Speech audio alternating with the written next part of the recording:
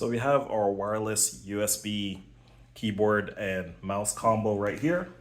This is the tablet, the Samsung A9 Plus. This is the adapter, the USB-A adapter that comes with the wireless keyboard and mouse.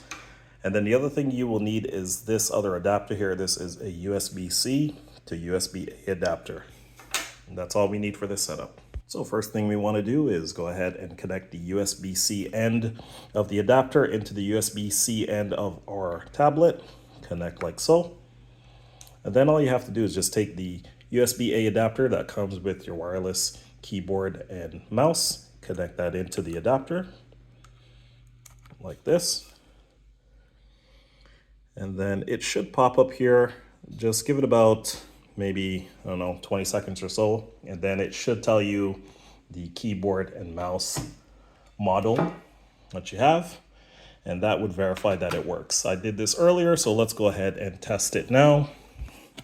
As you can see right here, there is a mouse looking icon on the tablet. So if I just go ahead and move it, let me just go ahead and make sure you can kind of see the icon. Again, it's right here.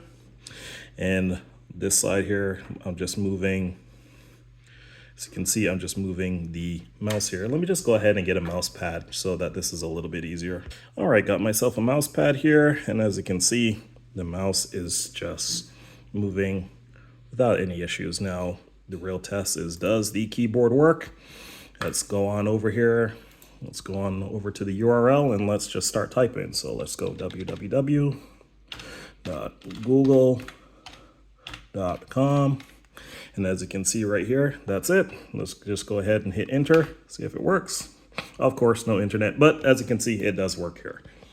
So that is how you easily connect your USB keyboard and mouse to your tablet.